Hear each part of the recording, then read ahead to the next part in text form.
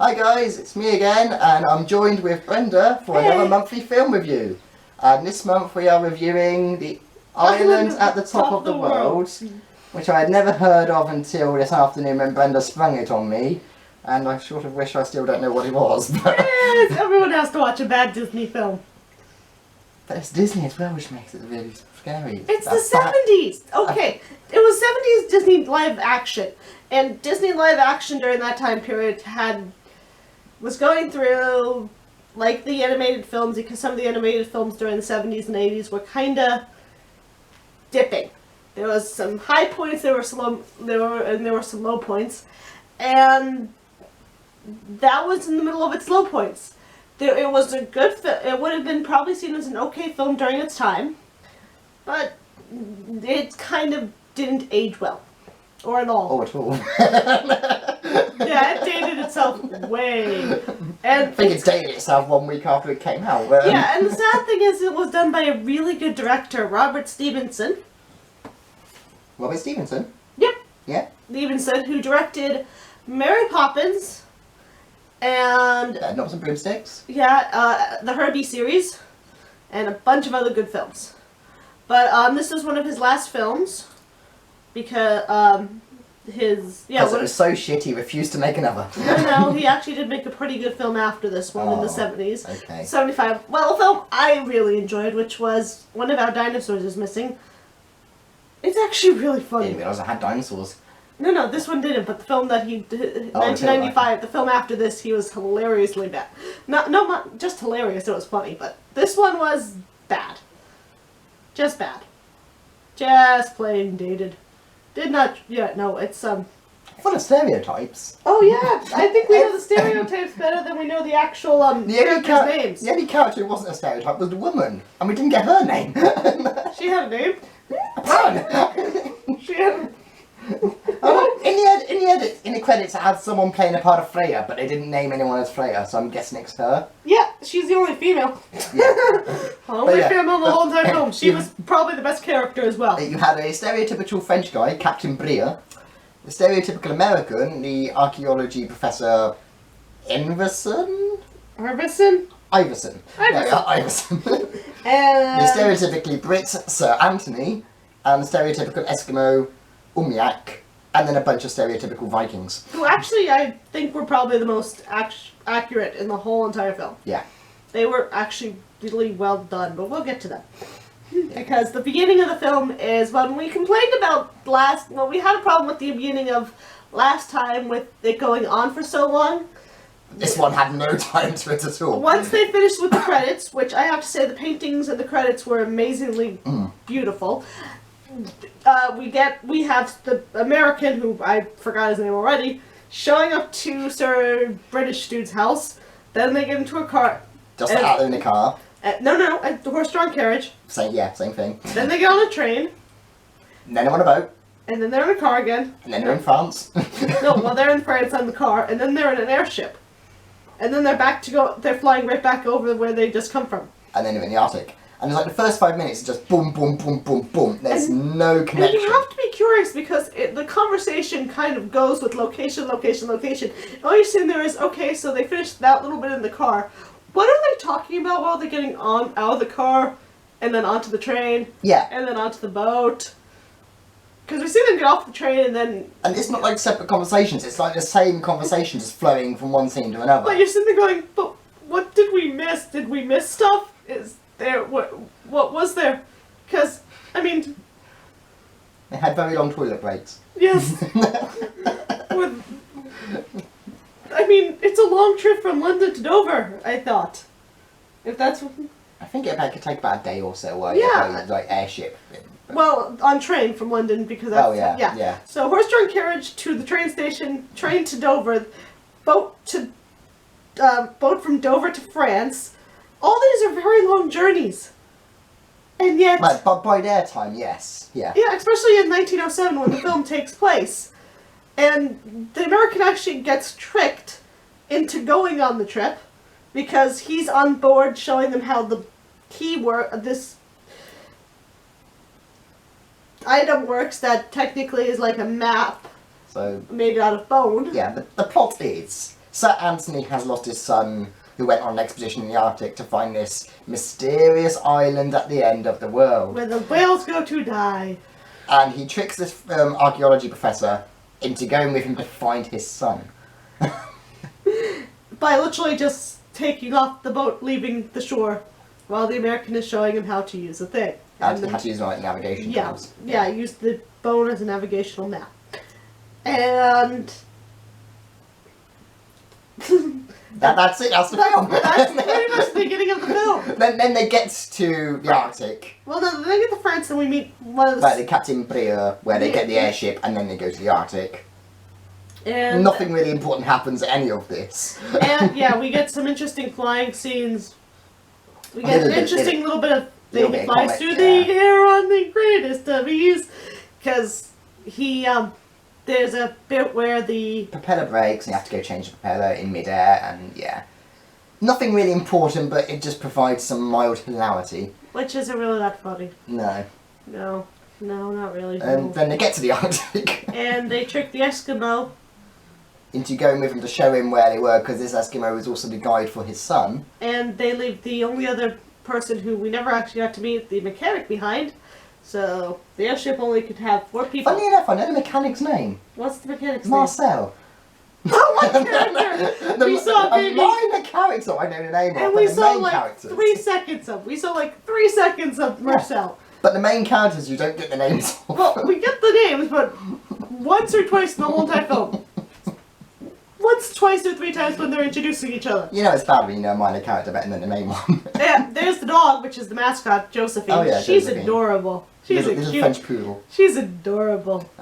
But yeah, so they tricked the Eskimo onto the ship by taking off while the Eskimos.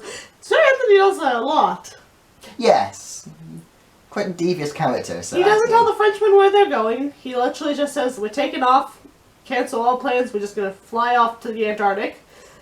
Doesn't tell the American what's going on until they've already set sail. Oh no, he got the American on the boat and he just didn't tell the American they were leaving. And the airship is, well, we're taking off and not tell the American that we're kidnapping the... Eskimo. Yep, Umiak. and then they crash. They crash, but then they find this mysterious island. And is inhabited by a lost tribe of Vikings. Which is probably the best part. They're probably the most accurate part of the film, because the stereotypes you get for the British, the American, and French are what the stereotypes for film during that time were for the British, American, and French. The French were... Arrogant, but mostly a clown. Yep. The British were... A devious, conniving, jackass. up his own arse. Yeah. And the American was... I'm not really sure, I'm not really how to describe his character. It was... dull. Yeah. So I'm not sure if that would be the American stereotype or just the fact that the actor... Couldn't act very well. I looked at his acting page, he really doesn't have that many credits. So this is probably, yeah, he was not a good actor. But so dull. Yeah, I don't think he even had the stereotypical whatever, over shoddy pipe up at Adams American personality. Yeah, Again. usually the British stereotype of Americans from that period is brash, But yeah, overly confident. But yeah, even Americans, we were like that, and there was an American film. So Don't get just a bad actor then. yeah, he is just a bad actor. So they get to the Viking, they get captured, and well, the Eskimo does not speak English. Probably would slightly be seen as Racist. just a tad, considering some of the stuff. Yes, him describing a blizzard. As if you don't know what a blizzard is. Yeah, and I mean, it's played. The actor I've seen in other things, and I've heard his voice work. So he's an amazingly Mako. He was an amazingly good actor and voice actor. So seeing him in this is kind of like, huh. His early work kind of didn't work very well. I mean, I've seen him in other things, so don't come after me. This film didn't work very well. This film did not. But anyway, the Vikings were no horn helmets. I love that. It was, but yeah, it was quite historically accurate. Yeah, there was. They did their research on that. Yeah, the locations looked realistic. which is probably the artifacts look realistic. There was at one point they were coming over a hill and you saw a standing stone with Norse symbols. Yeah. So I mean, this is probably one of the reasons they did win set design. No, they were nominated for set design. Oscar nominee for set design. But you say that there was a part where we caught a bit where the scenery hadn't been painted properly. Yeah. And there was a black spot in it. But that also could be age. But yeah. But yes, there were some bits and pieces that weren't. There was a big giant purple part of the film where it looked like it hadn't been painted properly. Probably the green screen. Yeah. Yeah. Which I wouldn't say is the background. The art director's fault. That's more the green screen was terribly done throughout the whole film. Yeah.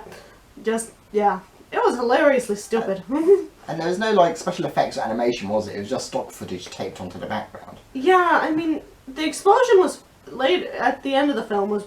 Oh, that was about it. That was it for special effects. But the lava flows and wild animals were just stock footage. Yeah, so they get to this place and they're captured, and again, there's good Gandalf, there's bad Gandalf, there's Sauron. What? They look like Gandalf and Sauron. We didn't even have names either, did they? No, we just named the big white dude, the white guy as Gandalf, who was the one who's like, you have a trial and we will give you a trial, and the guy in red and black was standing and saying, no trial, they die. Yeah, so Gandalf and Sauron. But anyway, Sir British guy's son had been living there for 2 years. Thomas Rood. I think that was his name, they kept saying that.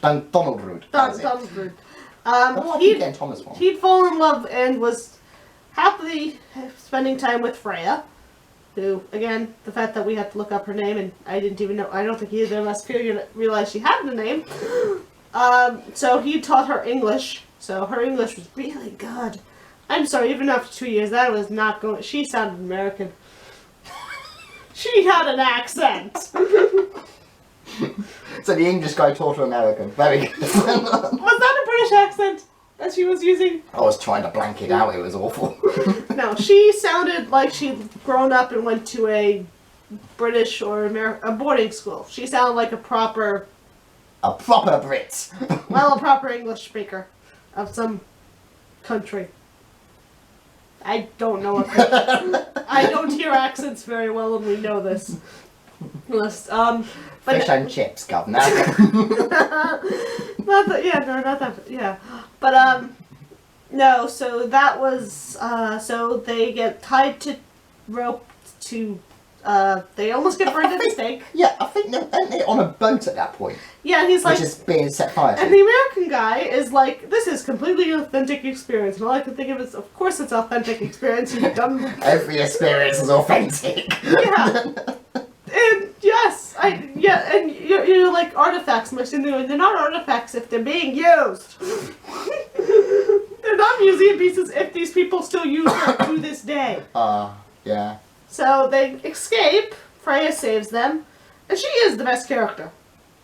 And then from there is pretty much they escape.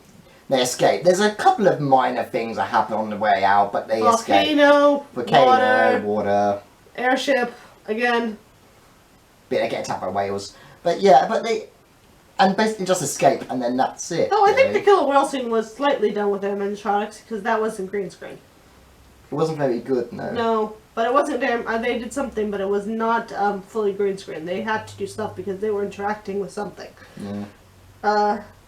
Probably still technically green screen, but no, there was more to that scene. I would say CGI, but I don't think CGI was around at the time, was it? No. So there was probably some type of model or thing. Like they probably, I mean, Jaws came out the year later. 1975 was Jaws. So probably something kind of in that area. Yeah. Maybe. Because I know there were stuff shooting in that area. I don't know, you're the film expert. I don't know what they did. I was also kind of like, what in the world am I watching? It was shit anyway. Yes, it was. It didn't look and then good. they get up, and then the whole thing was pointless because they end up going right back. They get captured again by the Vikings. They kill the red dude. Woo! The red dude goes boom because he shot down the airship, and the airship... And the hydrogen ignites and explodes as hydrogen does. And that's probably the best part of the film. Everything goes boom. That 1 5-second scene was the best part of the film. And then, here's the ending. The ending. Okay, so they're like, you can leave, but we want you to leave your son behind as hostage. The father goes, no. But they're And like... starts arguing in his big British and then they arrogant leave, way. yeah, and then they leave. They're leaving, and the British and the Americans like, no, we've sorted it all out. I stay. So they're going, that was too easy. That was definitely too easy. And then they have like a sledge and they go off with some huskies and that's the end of the film. Yeah, I mean when it comes down to it, this film. I'd give it a 2 out of 10. I mean for a director who was that good, who did all those amazing films. And yes, it was the 70s, so we're not going to be up to this day. Well, 71 was when Bedknobs and Broomstick came out. Yeah. And the 60s was when Mary Poppins came out. And we know what they can produce in the 70s, because you've got Bedknobs and Broomstick and Phantom Tollbooth, which we did last time. Yeah, that was early 70s, yeah. So they had some good stuff in the 70s. I mean, the 70s was amazingly good films. I mean, but like I said, at the time, Disney was going through some upheaval, and some of the films that were coming out from Disney at the time, it was in its dark days. I mean, they're animated films. There were some dark films from there that they were having trouble getting some of their films off the ground in the animated department, and they were having trouble in their live action. Disney had a little bit of a drop in the 70s and 80s. For the most part, 90s kind of saved Disney. The 60s was amazing. 71 kind of... Well, 71 was when Bedknobs and Broomsticks came out. Yeah. For Disney. But after 71, 72, there were some good films, just nothing great, nothing amazing, and then there were some really bad films. I mean, the Herbie series is amazing, and he directed, and that's Disney. So there were some good films, and Disney also had some really bad films from that time period, and this is just one of them. And it's one of those films where Mystery Science Theater 3000, if they haven't riffed on it yet, they should. And that's, by the way, if you have not seen that TV show, go watch it. It's hilarious. Because they do take on some old, really shitty films. I'm sorry, I had to. It's such a good TV show, and I'm going to make you watch one of these days. Okay. I shall look forward to that. I think you'd enjoy Wholeheartedly. it. I think you'd enjoy it. But no, it's a badly made... Pile of poo. Yeah. So I think that wraps it up. Yeah, I don't think I can... It's a badly made pile of poo. I give it 2 out of 10. 2 out of 10, and I think that's more to do with the source material than the actual director, because it was from a book that neither of us have read, but book adaptations can sometimes go... after that. Book adaptations can sometimes go very badly wrong. Not as badly as video games, but adaptations, but book adaptations just have as much of danger of being... they have much potential to go wrong. Yeah, you just have to get it right, and sometimes it doesn't, and this did not. So...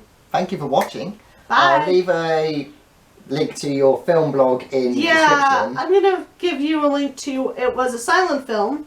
It's kind of in the area of this adventure. They get lost in another world. But it was a silent film, and it was an amazingly good silent film by the guy it was the first work of the guy who did all those models, the model of King Kong for the original King Kong film. So it's a really good film. It's a silent film. It's The Lost World. It's a good film, silent. We'll put that link in the below in the description. Because if anything, if you want a good, interesting past film, I think that's probably a really good film. I'd give it a shot, even if it's a silent film. I'd say it's one of my favorite films from that time. It's really good. So thank you for watching. Bye. See you next time.